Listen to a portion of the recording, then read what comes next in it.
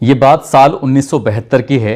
America से एक हवाई जहाज लगभग 104 मुसाफिरों को लेकर उड़ता है और जैसे ही उसने मैक्सिको के लिए अभी उड़ान भरी ही थी कि अंदर से आवाज़ लगती है कि इस प्लेन को हाईजैक कर लिया गया है। हाईजैक की जैसे ही सूचना उन मुसाफिरों को लगती है, पायलट को लगती है या क्रू मेंबर को लगती है तो हड़कंप मच जाता है। लोग सोचने पर मजबूर हो जाते हैं कि आखिरकार अब आगे क्या होगा और ये क्या कहने वाले हैं। तभी हाईजैकर्स बोलते हैं कि इस हवाई जहाज को यहाँ से क्यूबा की तरफ लेके जाया जाए, ना कि मैक्सिको की तरफ। जैसे पायलट ने ये बात सुनी, पायलट ने कहा कि ऐसा नहीं हो सकता और पायलट ने इसका विरोध करने की कोशिश की तो उसके साथ मारपीट की गई। हाईजैकर्स ने साफ साफ बोल दिया था कि अगर तुमने हमारी बात नहीं सुनी तो तुम और तुम्हारे मुसाफिर जितने भी हैं वो नुकसान उठा जाएंगे। इसलिए पायलट की मजबूरी बन जाती है, क्यूबा ये हवाई जहाज चला जाता है। जैसे ही क्यूबा हवाई जहाज जाता है तो पायलट के माध्यम से सरकार से एक विनती की जाती है, बल्कि कह सकते हैं कि एक आदेशात्मक एक बात कही जाती है कि 104 मुसाफिरों की जिंदगी का सवाल है, यदि उन्हें छुड़ाना चाहते हो तो हमें 1 करोड़ रुपए, साथ ही हमें हमारा एक साथी है जो बैंक रोबरी यानी कि बैंक डकैती में पकड़ा गया है उसको रिहा कर दिया जाए। सरकार को कई दिन लग जाते हैं और कई दिन के बाद आखिरकार सरकार को झुकना पड़ता है और उस हाईजैकर की जो बातें थी वो मान ली जाती है। इसी 104 मुसाफिरों में एक वैज्ञानिक होता है, वो भी सफर कर रहा था। वैज्ञानिक के मन में कुछ और बात चल रही थी और 100 बाकी जो 3 मुसाफिर होते हैं उनके दिमाग में सिर्फ ये चल रहा था कि किसी भी तरकीब से हमारी जान बच जाए, हम सकुशल अपने घर पहुंच जाएं, अपने परिवार के पास पहुंच जाएं, क्योंकि वहां पर रोवापीटी मची हुई थी। वहां पर लोग एक दूसरे से डर रहे थे और खौफ खा रहे थे। उस वैज्ञानिक के दिमाग में जब कुछ और चल रहा था तभी उस वैज्ञानिक ने सोचा कि यहां से अगर सकुशल वापस अपने घर गया तो एक एक्सपेरिमेंट करूंगा और उस एक्सपेरिमेंट को करके पूरी दुनिया को दिखाऊंगा कि अगर 10 लोगों को 100 दिन के लिए बिल्कुल पानी के जहाज में समुद्र के बीचों बीच छोड़ दिया जाए तो उनके बीच में क्या हो सकता है, क्या वो करेंगे, यही जानने के लिए, जिसमें 5 पुरुष होंगे और 5 महिलाएं होंगी। जैसे ही उसने यहां से आज़ादी मिली उसके बाद उसने अपना इस मिशन के बारे में सोचना शुरू कर दिया, करना शुरू कर दिया। आखिरकार इस मिशन में होता क्या है, आज की इस कहानी के माध्यम से हम यही बताने की कोशिश करेंगे। आदाब, नमस्कार, सत श्री अकाल, मैं उस्मान सैफी। आज की जो सच्ची घटना मैं आपको सुनाने जा रहा हूं, ये सच्ची घटना है एक समुद्र में 100 दिन की यात्रा की।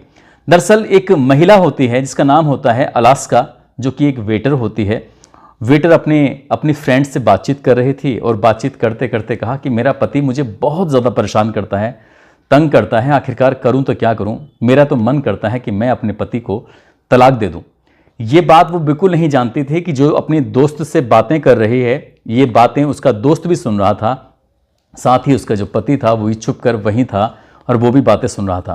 पति ने जैसे ही तलाक की बात सुनी, पति को गुस्सा आ जाता है और पति ने उन बहुत सारे लोगों के बीच में उसको मारना पीटना शुरू कर दिया।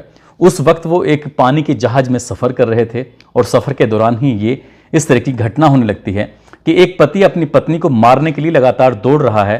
तभी पत्नी ने अपनी जान बचाने के लिए वो समुद्र में कूद जाती है और कूद कर वो किसी तरकीब से अपनी जान बचाती है, क्योंकि वो जहाँ पर ये नाव थी, जहाँ पर ये समुद्र में की बात थी, वहाँ ज़्यादा गहराई नहीं थी। बाकी और लोगों ने मदद की और वो महिला दौड़कर भागकर यहाँ से अलग चली जाती है और जैसे अलग जाकर एक दुकान पर चाय पी रही थी, कॉफ़ी पी रही थी। इसी बीच में उसको एक अखबार दिखाई देता है और अखबार में कुछ इस तरह से विज्ञापन था कि वो एक यात्रा पर एक जहाज को लेके जाना चाहता है, जिसकी जहाज की लंबाई चौड़ाई भी बाकायदा पूरा का पूरा उसमें लिखा हुआ था। उसे ऐसे 5 महिलाएं और ऐसे 5 पुरुष चाहिए जो 100 दिन की यात्रा पर निकल सकें। जैसे उसने उस विज्ञापन को ठीक से पढ़ा, पढ़ने के बाद उसने अपने पति से जान बचाने की वजह से ही वहाँ से भाग जाती है और पहुँच जाती है। दरअसल 13 मई साल 1973 को ये यात्रा शुरू होती है। अटलांटिक महासागर का एक जगह है कैनरी, और कैनरी से ये मैक्सिको के लिए यात्रा शुरू होने वाली थी। दरअसल इस पानी का जो जहाज़ था उसका नाम रखा गया था एकेली, एकेली यानी कि नाव का घर। और वो नाव का घर कुछ इस तरह से डिज़ाइन किया गया था, बनाया गया था 12 गुणा 7 मीटर, यानी कि 12 मीटर उसकी लंबाई होती है और 7 मीटर उसकी चौड़ाई होती है। उसमें कुछ इस तरह से बनाया गया था कि इसमें कोई इंजन नहीं होगा, बल्कि लहरों और हवा के माध्यम के सहारे से ही ये पानी का जहाज है चलेगा। जैसे जैसे विज्ञापन पढ़ रहे थे वैसे वैसे इस व्यक्ति के पास, जिसका नाम होता है वैज्ञानिक जीनोप्स, से आवेदन कर रहे थे, उससे मिल रहे थे कि हम इसमें जाना चाहते हैं। और वो कुछ ऐसे लोगों को लेके जाना चाहता था जो वाकई ज़रूरतमंद हैं और जो जाना चाहते हैं। जैसे कि मैंने अभी नाम लिया था अलास्का का जो वेटर थी और अपने पति से किसी न किसी विवाद में वो फंसी हुई थी। ऐसे ही एक जर्मन का फोटोग्राफर होता है, वो भी अपने परिवार से दूर जाना चाहता था, अलग जाना चाहता था। ऐसे ही इजराइल की एक महिला डॉक्टर होती है एडना, साथ ही एक फ्रांसीसी स्कूबा होता है गोताखोर, साथ ही स्वीडिश की रहने वाली एक महिला होती है मारिया। कुल मिलाकर 5 पुरुष होते हैं और 5 महिलाएं होती हैं। और जैसे ही 13 मई साल 1973 को ये जहाज कैनरी से चलता है, शुरू होता है, तब अनजाने लोग अनजानी जगह पर एक सफ़र पर निकल जाते हैं। साथ में एक वैज्ञानिक होता है जिसका नंबर 11वां होता है। 5 पुरुष 5 महिलाएं।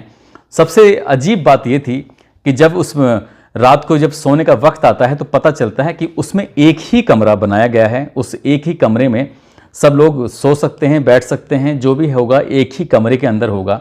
और जैसे ही दिन निकलता है, जैसे ये मुसाफिर टॉयलेट के लिए जाते हैं तो पता चलता है टॉयलेट कुछ इस तरह से बनाया गया था कि उस टॉयलेट को करने पर कोई भी उन्हें आसानी से देख सकता है, चाहे वो नहाएं या फिर टॉयलेट करें, क्योंकि वो इस तरह से डिज़ाइन किया गया था कि जैसा उसमें जैसे टॉयलेट में जाते हैं, नहाते हैं तो कोई भी उन्हें देख सकता है।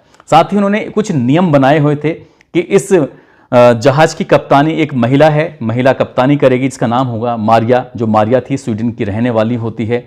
साथ ही महिलाओं को कुछ बड़ी बड़ी जिम्मेदारियां दी गई थी।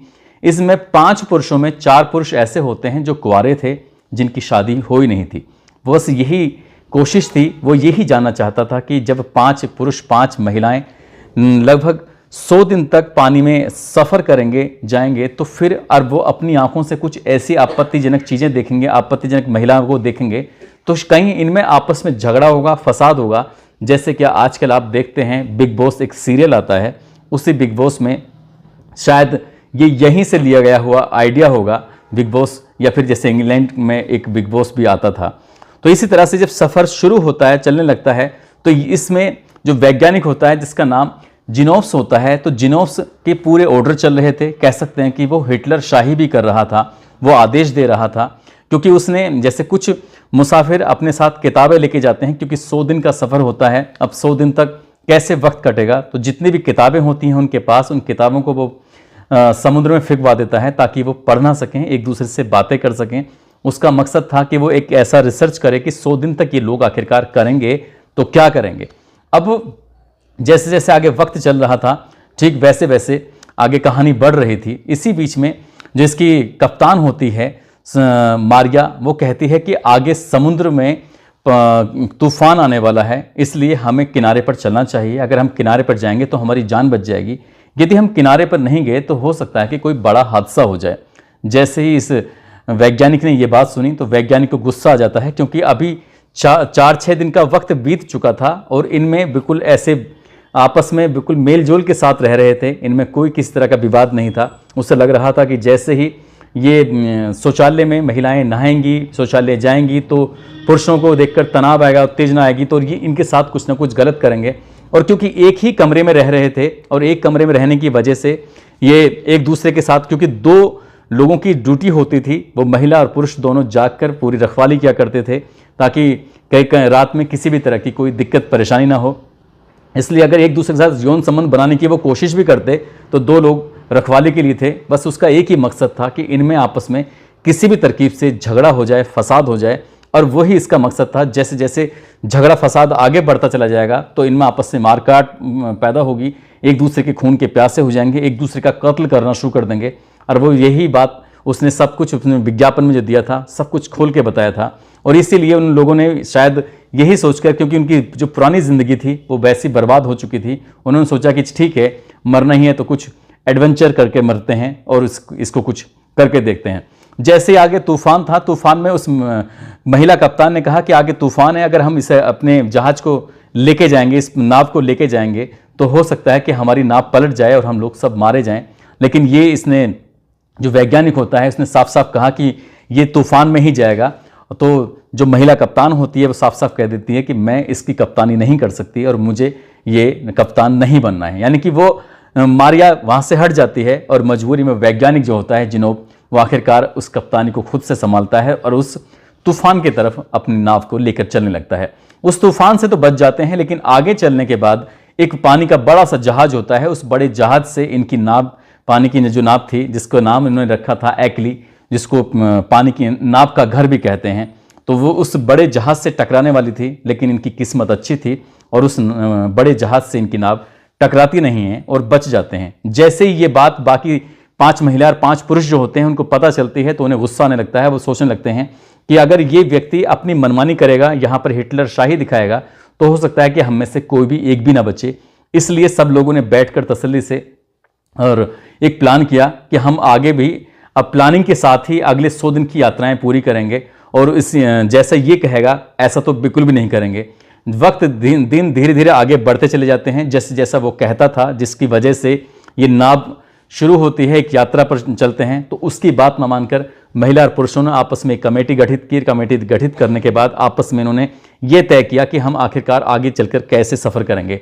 वहाँ वो शौचालय में साथ रहते भी थे, यानी कि उस घर में साथ रहते थे। उनके सामने महिलाएं नहाती भी थीं, उनके सामने टॉयलेट भी करती थीं, पुरुष भी टॉयलेट करते थे, लेकिन एक दूसरे के साथ कभी भी उन्होंने कोई गलत इरादे से ना देखा, ना कुछ गलत करने की कोशिश की। और वो आगे का जो सफ़र होता है वो बहुत ही मोहब्बत के साथ, प्यार के साथ। हालांकि इसको जब ये सफ़र शुरू होता है तो उसका नाम दिया गया था पीस प्रोजेक्ट। और जैसे ये 5 महिलाएं 5 पुरुष उस पानी की नाव में जाकर बैठते हैं तो अगले दिन अखबारों में छापा था कि ये सेक्स राफ्ट है, यानी कि सेक्स का एक एक्सपेरिमेंट किया जा रहा है।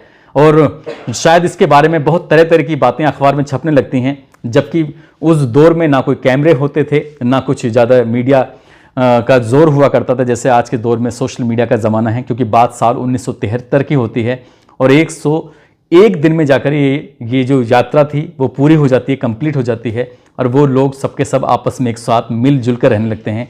इसी बीच में उन्होंने एक प्लान किया था कि अगर जिनोब ने हमें रोकने की कोशिश की, जिनोब ने अगर अपनी मनमानी करने की कोशिश की, या तो हम इसकी हत्या कर देंगे या फिर इसे हम समुद्र में फेंक देंगे।